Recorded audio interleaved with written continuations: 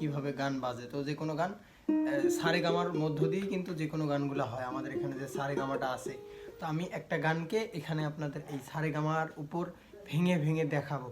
তো প্রথমত যে কোনো গানের ক্ষেত্রে যারা সারেগামাটা বাজাতে জানেন তারা সহজেই বুঝবেন, আর যারা জানেন না তারা দেখেন, ভালো একটা ধারণা হবে। তো যে কোনো গানের শুরুতে আমরা বলতে পারি যে গানটা যখন আমরা শুরু করব, শুরুর নোটগুলো আপনার সা রে গা মা পা এই কয়েকটা নোটের মধ্যে থেকেই হয়। এটা 100% গানের ক্ষেত্রে যে এই জিনিসটাই হয় এমনটা না, দেখা যায় অধিকাংশ গানের ক্ষেত্রেই এই জিনিসটাই হয়।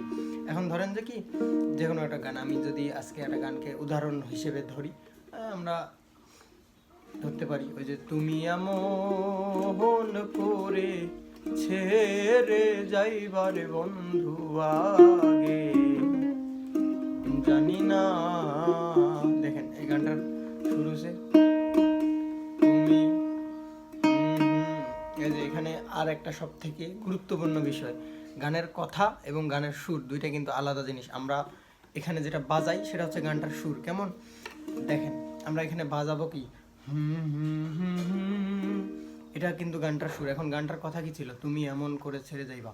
এখন এই যে তুমি এমন করে ছেড়ে যাইবা, এইটা গানের কথা। এই কথাটাকে আমরা কোন সুর দিয়ে গাইতেছি, শুরু দেখেন সা থেকে,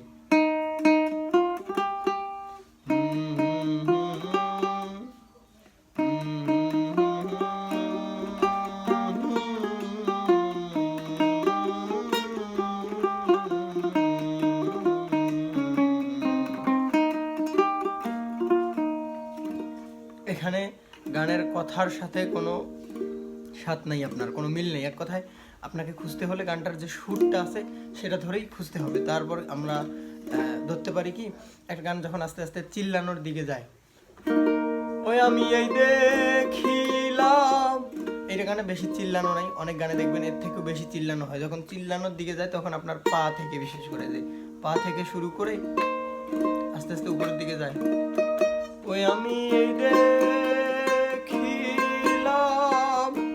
সোনার ছবি আবার যাইয়া। চিল্লানো বলতে আমি কি বোঝাচ্ছি, আর একটা অন্য গান দিয়ে যদি আমি উদাহরণ দিই, বকুল ফুল গানটা, এটা কম বেশি সবাই জানেন, শোনেন। এটার ক্ষেত্রে কি দেখেন শুরুটা, এটা